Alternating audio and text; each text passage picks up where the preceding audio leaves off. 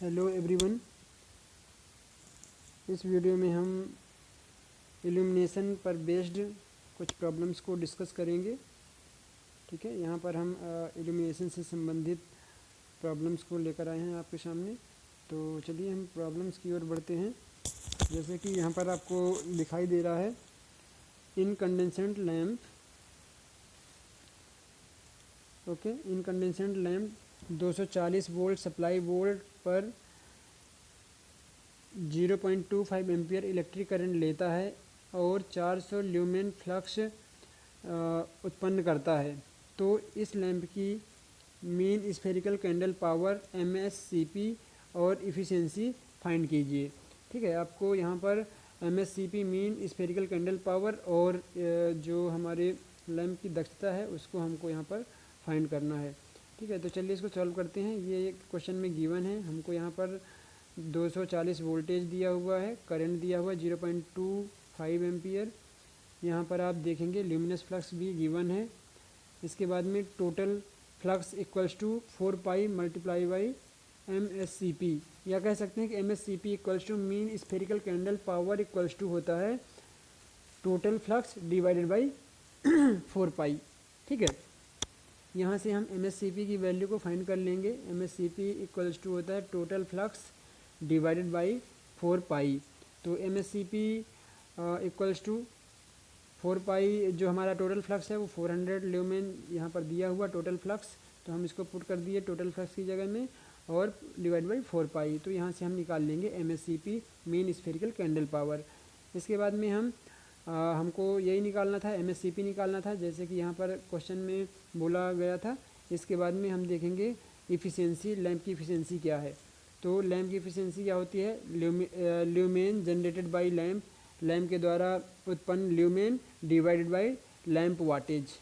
Okay, तो ये formula होता है एफिशिएंसी को कैलकुलेट करने का। तो आप यहाँ से देखेंगे, यहाँ से आप ल्यूमेन जनरेटेड ल्यूमेन कितना 400 ल्यूमेन है, और यहाँ पर लैंप का वाटेज कितना है 240, और 240 वोल्ट मल्टीप्लाई बाई करेंट। तो यहाँ से हमको वाट मिल जाएगा, पावर मिल जाएगा। तो generated lumen divide by power, तो इस प्रकार से हमको यहाँ पर ल्यूमेन पर वाट यहाँ से आपको लैंप की इफ़िशियंसी मिल जाएगी। ध्यान देना है आपको, जो इफ़िशियंसी होती है लैंप की इफ़िशियंसी को ल्यूमेन पर वाट में मेजर करते हैं। ठीक है, इसकी यूनिट ल्यूमेन पर वाट होती है। तो यहाँ से आपको 6.67 इसका आंसर मिल जाएगा। चलिए हम नेक्स्ट क्वेश्चन को देखते हैं। यहाँ से एक आप सेकेंड क्वेश्चन देखेंगे। ठीक है, एक 500 वाट के फिलामेंट लैंप को कार्यतल से 5 मीटर ऊपर लटका रखा है और 8 मीटर व्यास के क्षेत्रफल समरूप प्रकाश प्रदान करता है। मतलब जो 8 मीटर व्यास का जो एरिया है वहाँ पर यूनिफॉर्मली लाइट प्रदान करने का काम करता है। मान लीजिए परावर्तक रिफ्लेक्टर की इफ़िशियंसी 60% है। तो कार्यतल पर वर्किंग प्लेन पर इल्यूमिनेशन ज्ञात करना है। ठीक है, और लैंप की इफ़िशियंसी यहाँ पर गिवन है 0.9 ल्यूमेन पर वाट, या अपन 0.9 वाट पर कैंडल पावर ही बोल सकते हैं। तो यहाँ पर जो लैंप की इफ़िशियंसी है वाट पर कैंडल पावर या ल्यूमेन पर वाट ही आप कह सकते हैं। ठीक है, तो यहाँ से आप ध्यान देंगे लैंप का आउटपुट, जो आउटपुट ल्यूमेन है वो कितना कैसे निकालेंगे, 4 pi multiply by candle power. Candle power equals to lamp output lumen divide by candle power. तो यहाँ से हम इसको कैंडल पावर को निकाल लेंगे। फिर लैंप का आउटपुट जो है lamp output lumen equals to 4 pi multiply by 500 divide 0.9। ठीक है, यहाँ से हमको आउटपुट मिल जाएगा ल्यूमेन में। ठीक है, इसके बाद में हम देखेंगे projected lumen on the working surface equals to lumen reflected by reflector. ठीक है, projected lumen on the working surface equals to lumen reflected by reflector. Okay, यहाँ से आप देखेंगे lumen reflected by reflector equals to क्या यहाँ पर हो जाएगा, efficiency of reflector into lumen generated by lamps.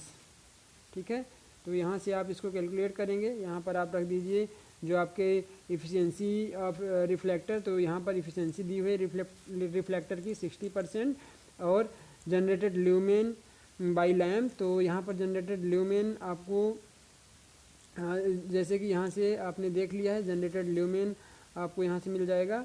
तो इस वैल्यू को यहाँ पर आप पुट कर दोगे तो इस प्रकार से आप यहाँ से ल्यूमेन निकाल सकते हैं।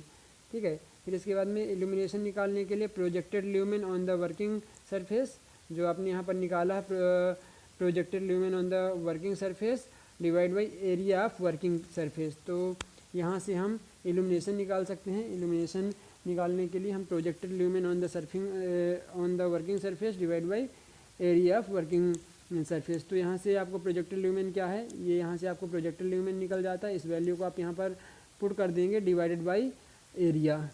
ठीक है, इसको कैलकुलेट करेंगे तो आपको यहाँ से कुछ ये value 83.33 lumen per square metre या लक्स मिल जाएगी।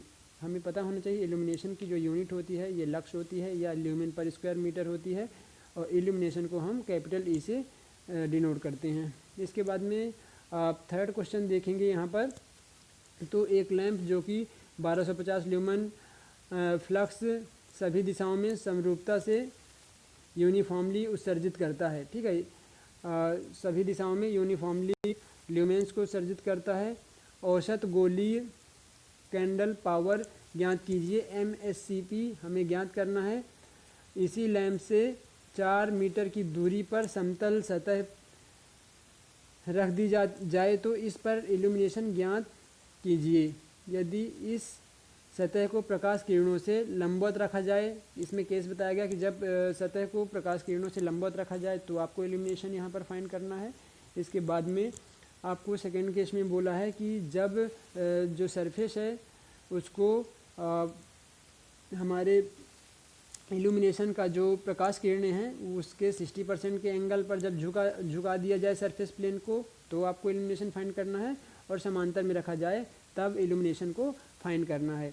तो यहाँ से हम इन सारी चीज़ों को फाइंड करने का काम करेंगे। आप ध्यान दीजिए, मीन स्फेरिकल कैंडल पावर यहाँ पर आपको दिखाई दे रहा है इक्वल्स टू क्या आ जाएगा यहाँ पर, total lumen flux divide by 4 pi.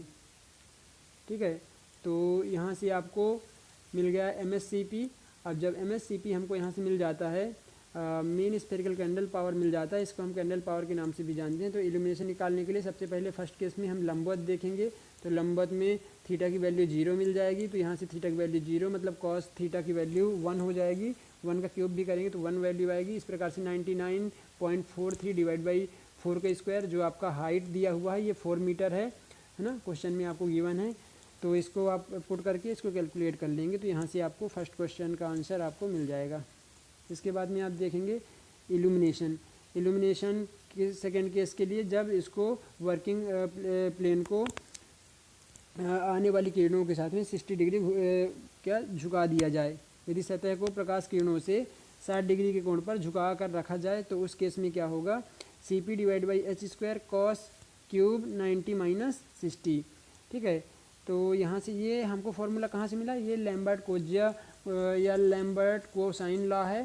ठीक है, जो कि मैंने आपको लास्ट क्लास में बताया हूँ, इसके बारे में डिस्कस किया हूँ, तो वहाँ से आप इसको समझ सकते हैं। ठीक है, फिर इसके बाद में देखेंगे यहाँ पर CP divide by H square cos cube 30, क्योंकि 90 माइनस 60 एक्चुअल में जो वर्किंग प्लेन से 60 झुका हुआ है, जो प्रकाश किरणें वर्किंग प्लेन के साथ में 60 डिग्री का एंगल बनाती हैं। ठीक है, तो यहाँ पर हम 90 माइनस 60 कर देंगे तो यहाँ से आपको 30 कॉस की वैल्यू 30 मिल जाएगी। ठीक है, इसके बाद में आप इसको कैलकुलेट कर लोगे तो आपको यहाँ से आंसर मिल जाएगा।